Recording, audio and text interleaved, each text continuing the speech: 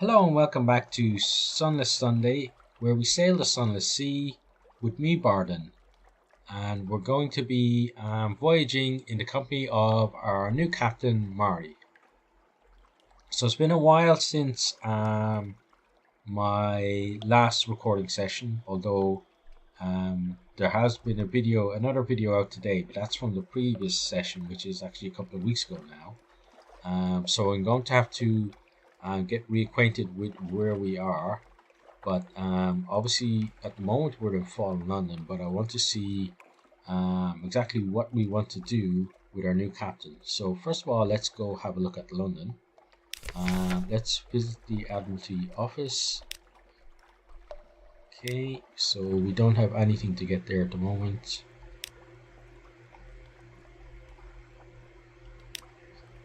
We don't want to hire more crew. We don't want to put our ship in dry dock because we're pretty much at 100%. But we do want to offer some passage to a tomb colonist, so let's do that. And because we're going to be going to the tomb colonies, we may as well find ourselves... Where is it? Mushroom wine. So let's get ourselves some mushroom wine. Now I need to leave some room for some supplies. So let's get a few of those and get ourselves some fuel. Okay, so we've got 51 left. Let me think. So we've got 8 food. I'm going to get another mushroom wine. Okay, that leaves us with 30. Then I want to get 1 supply and then 1 fuel. Okay, so that's all of our money gone. Let's see if there's something else then.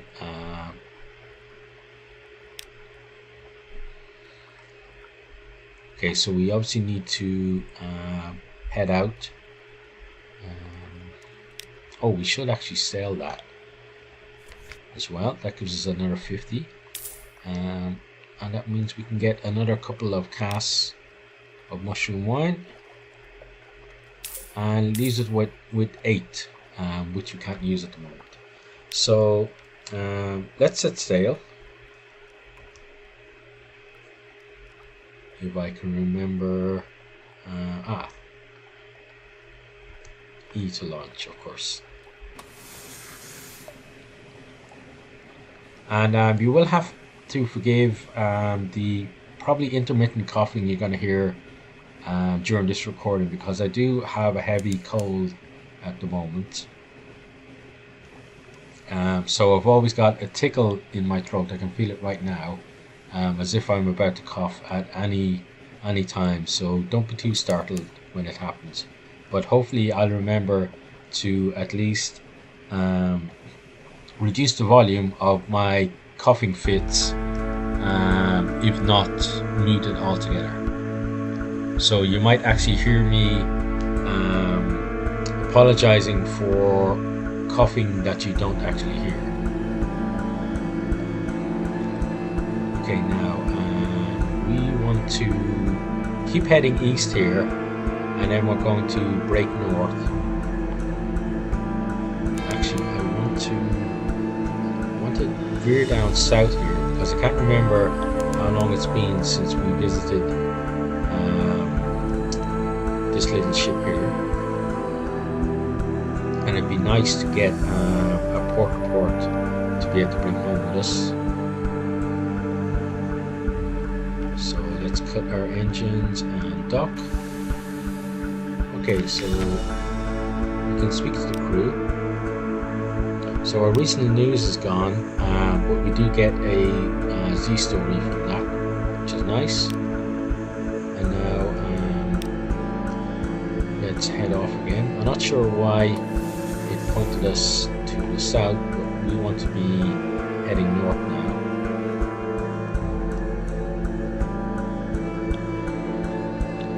to say I find playing this game so relaxing. I don't normally record midweek, but because I was sick last weekend, I'm trying to get caught back up on some of my recordings. So I'm recording this on a Wednesday rather than a Sunday, which I normally would for this game. So I've had like a full day of work, and it's just nice to sit here, chill, listen to the music, and let my boat drift away. But I don't want it to drift too far. I want to make sure that I'm finding the places I want to find. Let's cut over here. Here we are. Here's Hunter's Keep. So it looks like this is the first time. Yeah, I'm pretty sure this is the first time Mari's been out to sea. So we can call in on the sisters for the first time with her.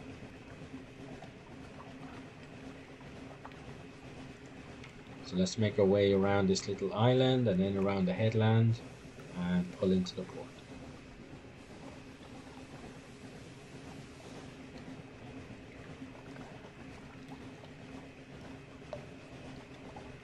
Let's cut our light, but I will have to remember not to run with the lights off too much, because we all know what happened the last time we did that. So let's cut our engine and dock.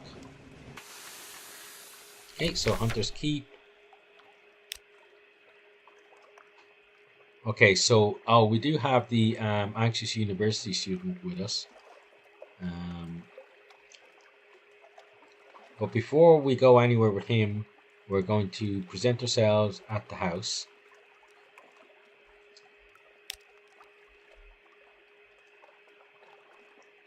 Okay, so we've seen that before. We can go to luncheon if we want. So we've luncheoned with Cynthia and Lucy before, so I want to try Phoebe this time. I'm not sure whether we did that with our previous captain, but let's see what she says. So Phoebe has a story to tell of two lovers parted by water, of a raven that carried messages, of a fragment of the moon.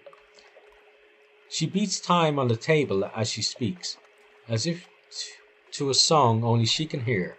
The effect is hypnotic. Your attention drifts out through the skylight of the dining room to the false stars glittering in the roof of the cavern. You drift like a puffball spore. The undersea shimmers below. Islands lie like mineral specimens on black velvet. Ships bob like wood chips between the islands. Vast spine things pulse in the depths. There is a scent like the scent before a storm. Sorry, excuse me a second.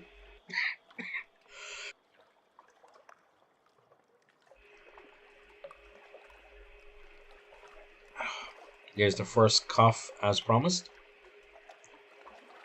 The storm came, says Phoebe quietly. Everything changed. Somewhere in there you finished the last course.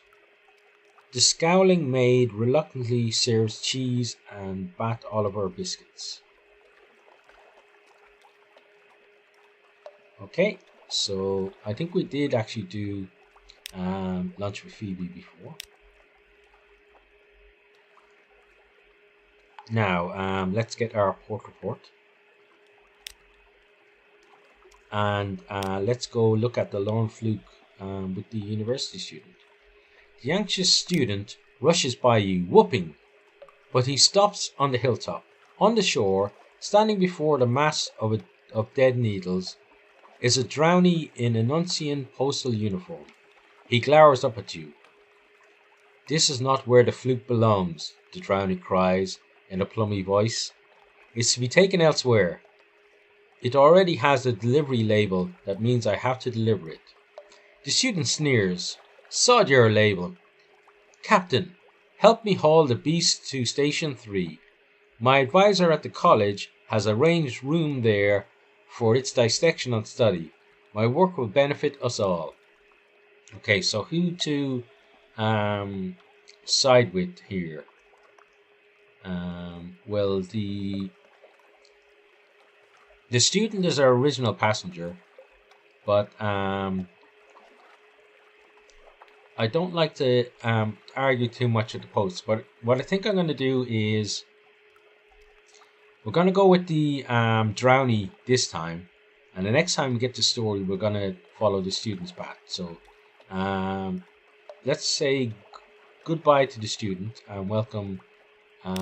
So transport the lone fluke to station 3. No. Transport the lone fluke to Nuncio. It is labelled already after all, so we're going to do that. And then next time we get the story with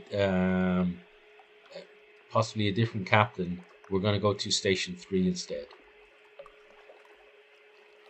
Loaded with extreme caution, the lone fluke is tied by very reluctant sailors to drag behind your stern. On the deck, the drowny postman smiles, relieved. I was worried he wouldn't understand. Take me to Nuncio at your lets. He glances over the railing. The anxious student stands on the shore, shouting and swearing at you. Tears fall fast from his eyes. The drowny shrugs and heads below deck. Okay, and then that should be it really for Hunter's Keep. Yes, it is.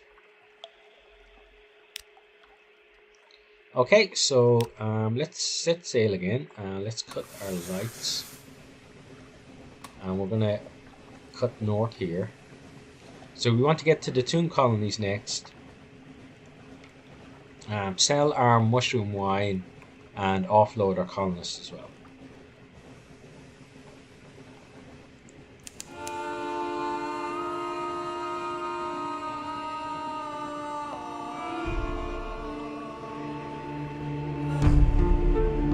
Uh-oh.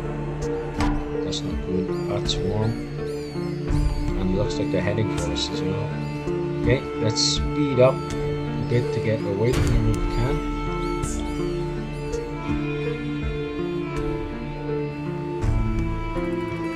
Leave us alone. Go away. Thank you.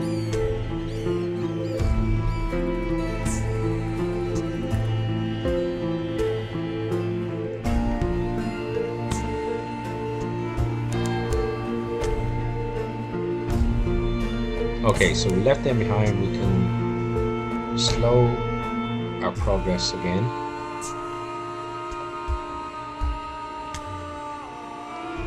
Uh-oh. Look at the big crab guy out on the right there. Definitely don't want him coming anywhere near us.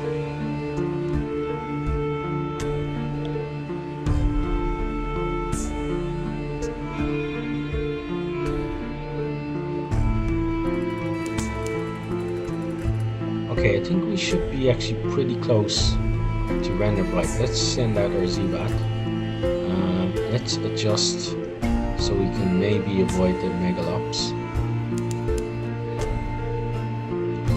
Uh-oh, didn't exactly work. Let's speed up to get away from him.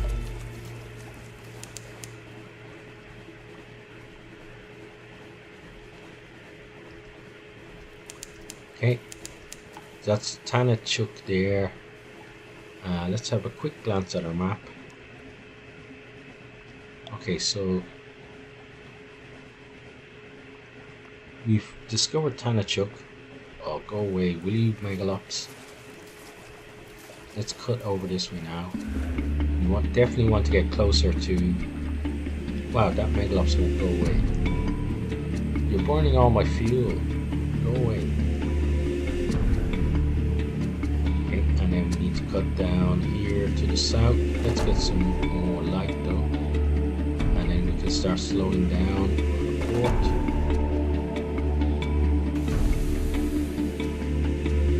Not that much though. And let's cut the engines, and then we can dock here. So here we are at the Toon colonies again.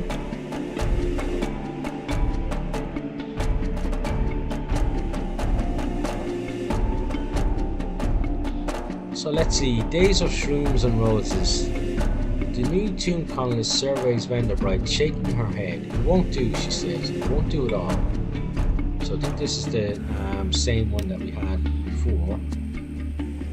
I had no idea the place would be quite so unprepossessing. Perhaps we can liven it up.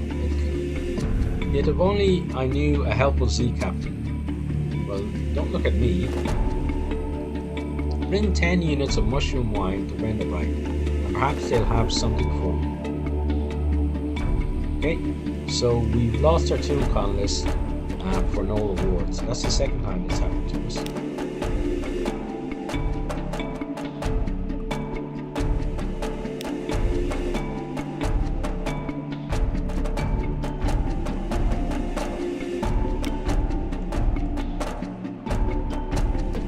So our 10 casks of mushroom wine have been given over there. We didn't join in the celebrations. They're a little disappointed you won't join them. Maybe next time.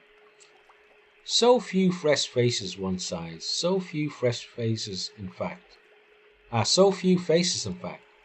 But they show their gratitude with a sheaf of banknotes and a curious box. Oh, we got some kind of curious box. That's nice. We got ourselves 400 echoes, which easily covers I think possibly 210 echoes is cost for 10 casts. You now have 1 times soot and copper long box. So that's maybe going to be something nice. Okay, now let's see what we can do here. We're definitely not going to go for a meal because we did that last with the last captain and it bankrupted us. Okay, so let's explore Venderbight. An uneventful afternoon. You wander the echoing streets, alone. From time to time the sensation of being watched comes upon you, but each time, when you halt, you hear no other's footsteps. Nothing eventful, only eerie, but when you return to the quayside, someone has left an odd, bulky box for you. There is no bill of lading, but the name of your ship is attached to a tag. Oh, so we got another box. So we got 2 of those boxes now. Wow, I'm getting quite a collection.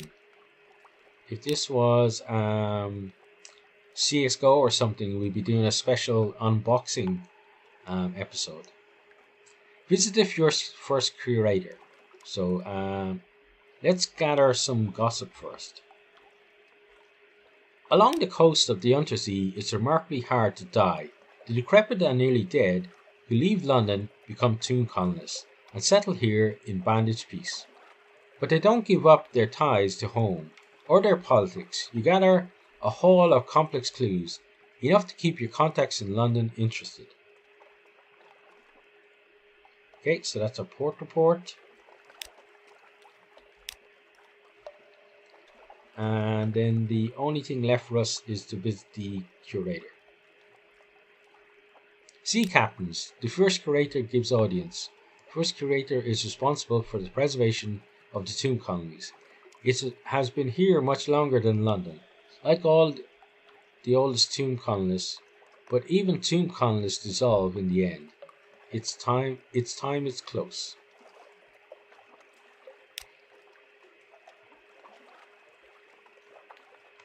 Okay, so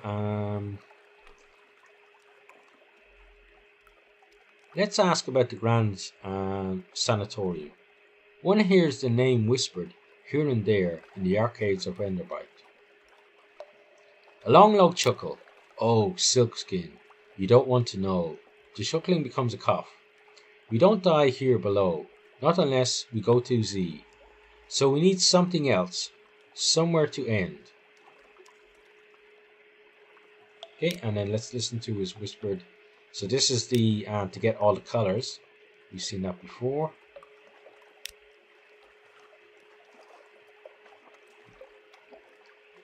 And then we will accept the commission.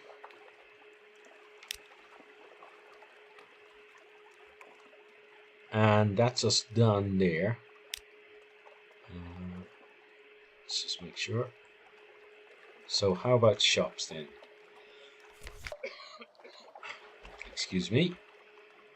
So as you can see, fuel and supplies are both 10 echoes more expensive here than they are in London. So unless we were in a a desperate situation, we're not going to buy anything of that nature there. We could sell a memory of a distant shore, but we're going to keep that for now. And we've already offloaded our tomb colonists, so we can't sell any tomb colonists. Okay, so what we're going to do now is make our way back to London and turn in our reports, but that will be in the next episode because I've run out of time in this one. So if you have enjoyed, please consider liking, subscribing and posting a comment, and I really do hope to see all of you next time. Goodbye.